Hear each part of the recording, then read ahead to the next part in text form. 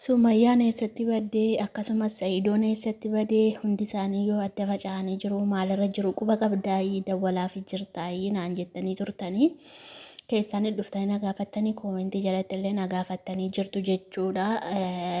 Eenyuun Sa'idoon hin deebisu jechuudha koomentii nama barreeffama namaa hin deebisu siniin jedha akkasumas immoo Sumayyaan naa deebisti.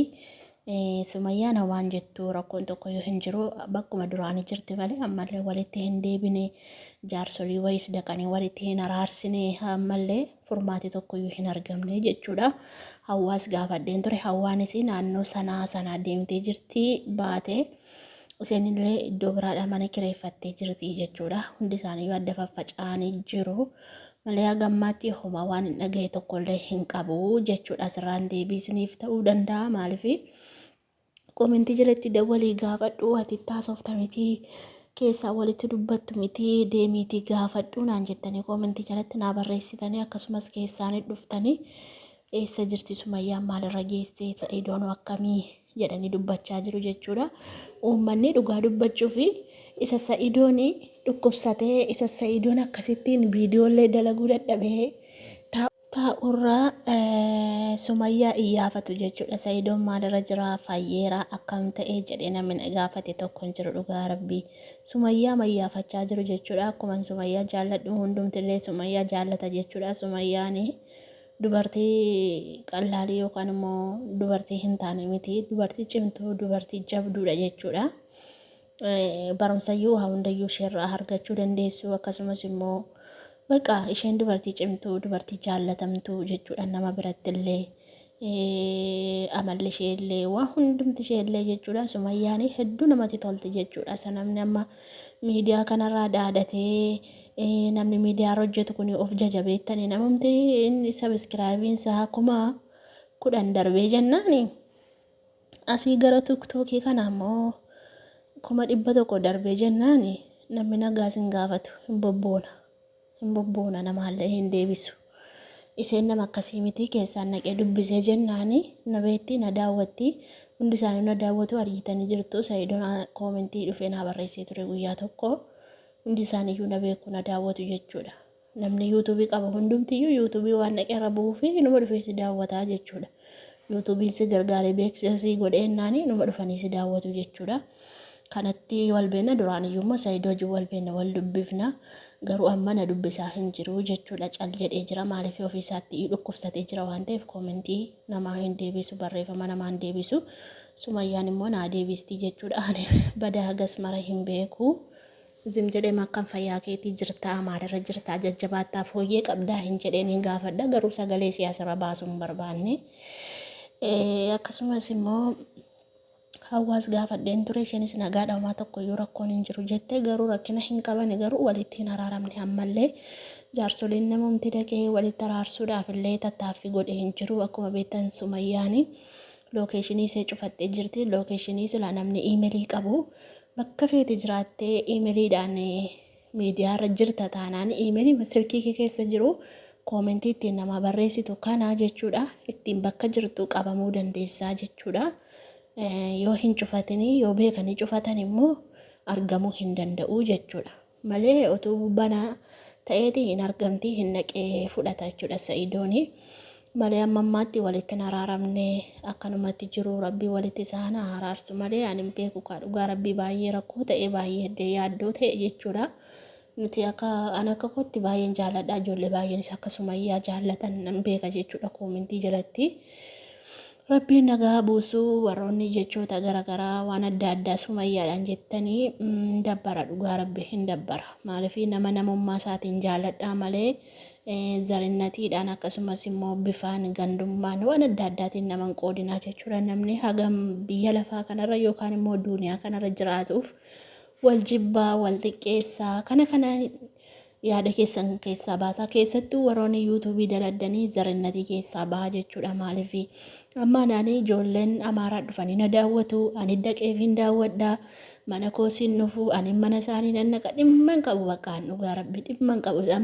Amma yeroo itti isaan akka tasaa Oromoo arrabsu ta'ee koomentiin barreessuuf callumadhe jala taa'ee dhaggeeffadheetanii waan isaan jedhan adda baafadheetan deemaa jechuudha. Wallaahi isaan immoo amma ijoollee akka tasaan tuqtuqiirraa waraabee fidee maaloo kee jedhanii ijoollee amaaraa kana ijoolleen oromoo keenya arrabsanii wallaahi waraabee fida yeroo tokko sabboontuu irratti hin dhaggeeffatu libbi qirsii nagaan ta'e hin beeku malee libbi qirsii kennanii deemu jechuudha dhugaarabbi. Ani garuu koomitii barreessuuf egaa callu wade jala taa'ee dhaggeeffadhe deema malee zarinnatiin na keessan jiru jechuudha. Nama tuffachuu hin beeku. Hundumayyuu ija tokkoon ilaala namni nama waan ta'eef hin jaalladha namni nama waan ta'eef hin deeggera jechuudha. Garuu kan na tokko immoo kan na arrabsu daarii malee kan natti darbu otuun ittiin darbiin kan natti darbu waan hin gashin keessa galee na loluu barbaadu na tuquu barbaadu immoo hin dhiisu jechuudha. Moo kan itti dhiiba malee hin dhiisu. Jalaa callisuus hin danda'u kun amala kooti. Ani madaamii yookaan immoo jaartii biran hojjedha. Madaamoota hin dhufu ijoolleen jaartii kamisa dhufu torbee tokko amma torbee lamayyuu narra taa'aa jiru narraa galuu didanii jechuudha. Yoo isaan dabaanatti dhufanii anillee jalaa hin callisu. Garuu yoo isaan amala isaanii tolfatanii ani hojii konan hojjedha waan isaan na ajajanii sirriitti hojjedha. Garuu jechuun natti darbu taanaan wallaa hin dhiisu. Tas hin sodaadhu tokko keessa koo hin jiru jechuudha. Akka sama miidiyaa kanarraan argitanii miti sodaa tokko keessa kiyyaan qabu. Maaliif hojii konan hojjedha nan kabaja isheellee nan kabaja nan jaalladha. Garuu jechuun natti darbiti taanaan hin callisu. Jaluma callisuun hin beeku anoo nama jalaa diduu hin beeku. Kanaaf ijoollee tokko warroota kan Leensee fa'aa Aishaa fa'iif hin dubbadhe jechuudha. Isaan tachoo lamatti ba'a yeroo hunda kooraa malee jechuudha hojiin qabdu. Kan hojiin qabne toon lamatti ba'a jechuudha nuti hojiidha yuutuubiirras hojjechaa hojii madaamiis hojjechaa jechuudha. Fataa jennee jiraachuutti jirraa jechuudha. Akkasii xiqqoo mataan na dhukkubaatanii adda jala hidhadhee jira. Gadda eenyu isheen Leensattiin lolee aaree beektanii. Leensattiin immoo warri isaanii ijaa waa qabuudhaan jaratti warra nama nyaattu kanan beektu miti Leensattiin Wallagga ba'aati. Nan beektu na seeti ani garuu iimeelii ishee gadhee waa hunda ishee argeetan jira garuu asirratti maxxansuu barbaanne Leensa'uudha maqaansee Leensa'uudha garuu Leensee jettee jirti. Leensa'uu Wallaggaatti maqaan ishee jechuudha. Nan beektu seetee.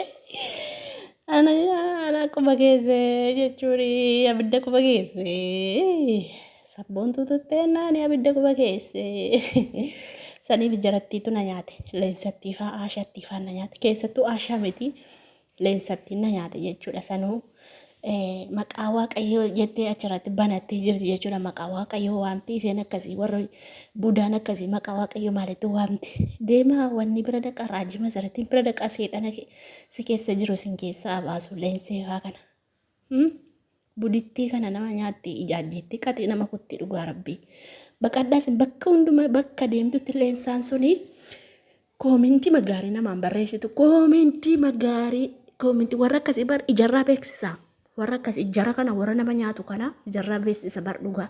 Ijju bakka namuman jaallachiisu gaarii dubbattee badaa dubbattee namuman jaallachiisu fayyaa abbaan galabaa kaanii nama nyaatu jechuudha. Jaran beektu mitire hin beektu jara naannoo jara akkasiirraa baqadhaa jedhu bara haatiif abbaan keenya durii yeroo ammaa mana barumsaa fadhannu laga bishaanii fadhannu jarra akkasii fa'a haata baluufa akkana haata baluufa iji isaanii akkana irraa baqadhaa nuun jedhu hin baqanna jissine amma Leensee jissaa baqadhaase qaxii sin kutti qaxii dhugaanis niin jedha qaxii sin kutti jechuudha. Leensaanii bakka deemtutti nama nyaatti isheen akkasii mukatti cabsaa fi ani immoo beektanii jalaa hin didu waan ta'eef akkasii haasaan kiyya kana fakkaata.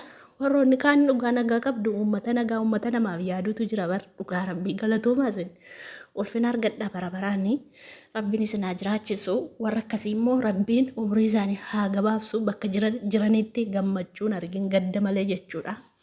Namoonni nama jala deemte nama arrabsitu haa gubattu barabaraan. Warroonni kaan immoo isin jireenyi keessan oolaa ta'u waan yaaddan waan itti dhiphattan rabbiin isiniif haa guutu hirruu keessanii. Akkasii ani waa'ee suma yaara dubbachuu dhufeemu koomentiin na dubbachiise malee ishee darbatamtu kan seexana kaafattee deemtu.